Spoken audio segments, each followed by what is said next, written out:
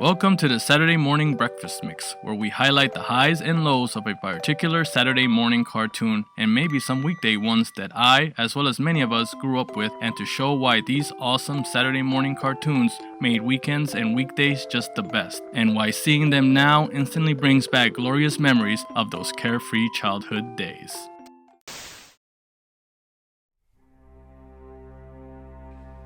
The planet Earth. A planet filled with millions upon millions of human beings who go through their daily routines in order to survive and live their lives. Many of them cannot help but to look up at the night sky and wonder what it's like to be amongst the stars. Though they think they are alone, an unknown protector ensures that this home of theirs is protected from creatures whose sole purpose is to destroy and harm. During a routine investigation involving one of these mysterious anomalies, an accident occurs and a human life is on the verge of having its eternal flame extinguished.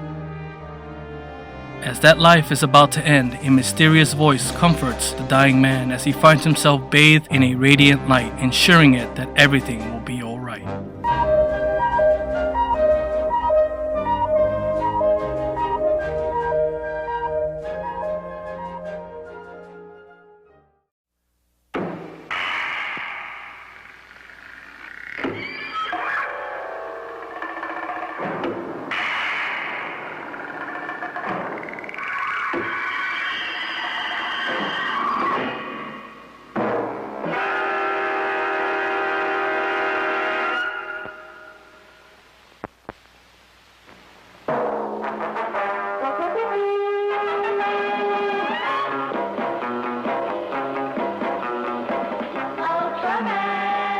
Ultraman, here he comes from the sky.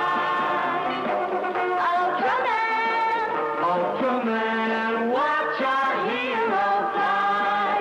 In a super jet he comes from a billion miles away, from a distant planet land. Comes our hero, Ultraman.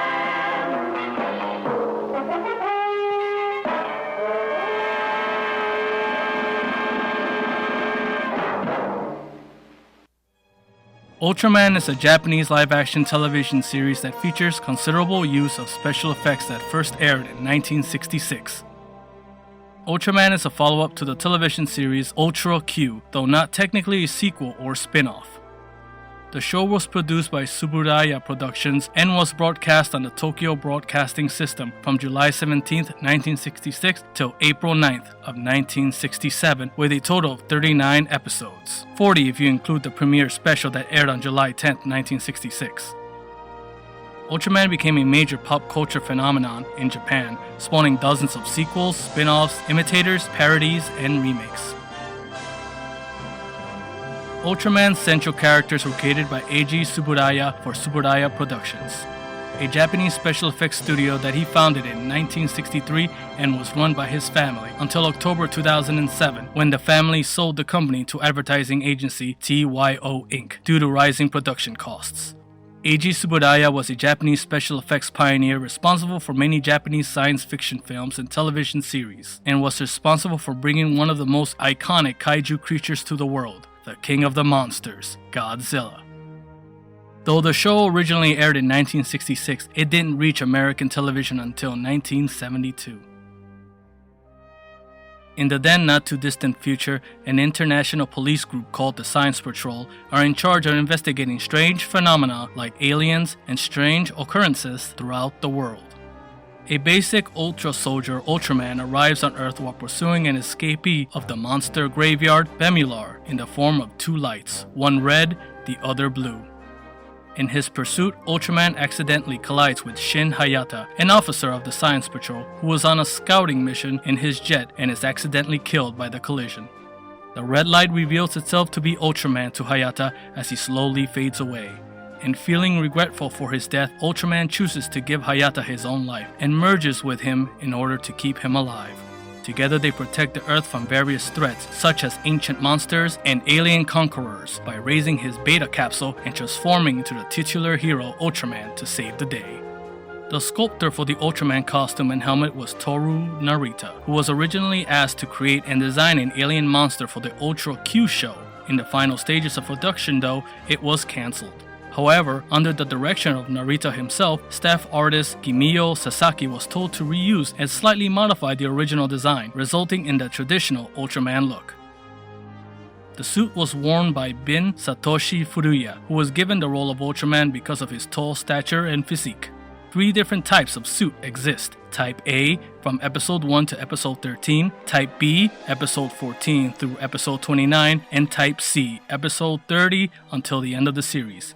In each mask of Ultraman, each of the 2 eye holes has a small dot in the bottom that resembles a pupil. But these dots are not pupils, they are actually small holes through which the suit actor can see outside the suit. In some newer suits, the dots are harder to detect. Ultraman's fighting style was originally very simplistic, mainly punches, kicks, and the occasional throw, followed by the Spectrum Ray. But as time went on, more techniques were added to his roster, and the fights became more choreographed. Ultraman suit actor Bin Satoshi Furuya was a student of judo, and with his background as a martial artist, was able to use his various skills and apply his knowledge of grappling, Greco-Roman wrestling, and martial arts throughout the course of the series. Also, the reason for the Spectrum Ray looking the way it is, with his hands in a cross-style position, is because Eiji Tsuburaya borrowed the idea from Christianity and based it on the cross, which he believed to be a famous symbol of good. Often costumes of famous monsters like Godzilla, also known as Jiras, and Baragon will be recycled and altered, sometimes with nothing more than a new coat of paint, and often while the actor was still inside. The majority of the monsters were played by famous monster suit actor Haruo Nakajima, who actually performed as the original Godzilla, and once mentioned that the staggering manner in which some of the monsters would walk was due less to his acting than to the fumes he had to endure because of the constant paint jobs. Did you know that although the Ultraman is the first series to feature an Ultra Crusader, it is actually the second show in the Ultra series? Ultra Q was the first. In fact, Ultra Q was intended to be more like the American television series The Twilight Zone and The Outer Limits, featuring all kinds of strange and unusual stories, but after a survey, the TBS network convinced Tsuburaya Productions to add more giant monsters as a result of children becoming more intensely interested in kaiju monsters like Godzilla and Gamera at the time. Much like The X-Files, the series features continuing characters who investigate the strange supernatural phenomena that would include giant monsters, aliens, ghosts, and various other threats. While we're on that, during filming of the series, the sequences with Ultraman fighting proved to be so expensive to film that the producers needed a way to limit the scenes to only a few minutes for each episode.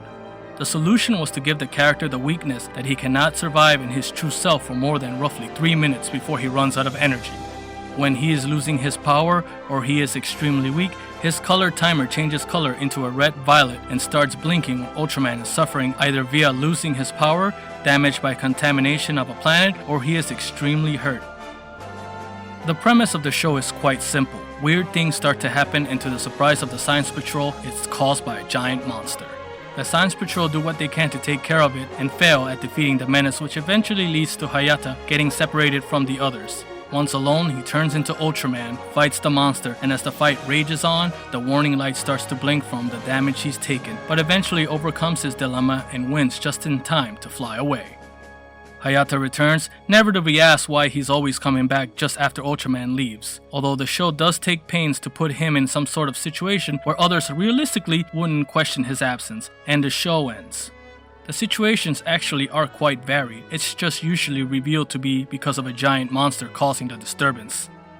A truly monster of the week type formula, but I didn't mind. The characters, the monsters, and just the overall look of the show was something that I never saw at the time. It was just something that hooked me every day after school. It may not have been the source of this trope, but it certainly is an architect example of it.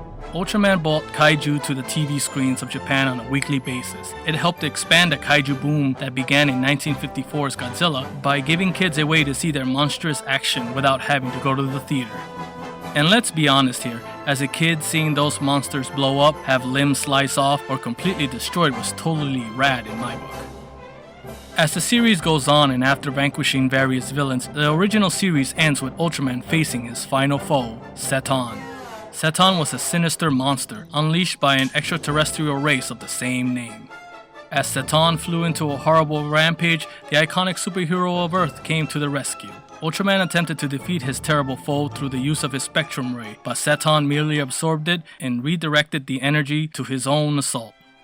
Ultraman's color timer was compromised, and this heralded the end of our hero. Fortunately, Seton was ultimately defeated. During the aftermath of this terrible exchange, Ultraman's commander, Sophie, comes to retrieve a fallen hero. As this happens, Ultraman pleads for Hayata's life and offers his life completely, so that Hayata may live as a normal man. Sophie then says he has brought 2 life forces and that he will give one to Hayata. He then separates them, giving Hayata new life, but results in Hayata seemingly having no memory between the time he collides with Ultraman's ship, ending with Hayata holding the beta capsule with apparently not knowing what it is and what it does, which is how the original Japanese show ended. Surprisingly, in the English dubbed version, the ending states both that Ultraman will return and that Hayata retains not only his beta capsule, but also apparently his full memories of all his experiences as he awaits Ultraman's return. In the end, the English ending appears to have been adopted by Tsuburaya as the definitive ending, as Hayata reappears several times throughout the series as Ultraman's host in times of need. Loaded with great monster battles and plenty of amazing special effects, there's a lot to love about Ultraman. Ultraman has always been good, and this series definitely deserves to be amongst the best when it comes to memorable kaiju creatures. And with the recently announced movie reboot to celebrate the character's 50th anniversary, I think this series has been able to span the test of time.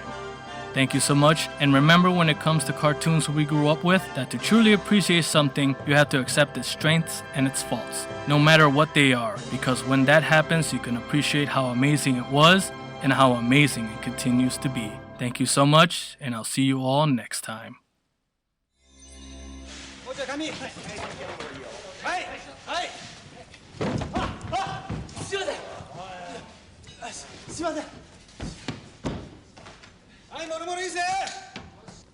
監修円谷英二、脚本金城哲夫、監督円谷はじめ、特撮テレビ番組ウルトラマンはこうして始まった。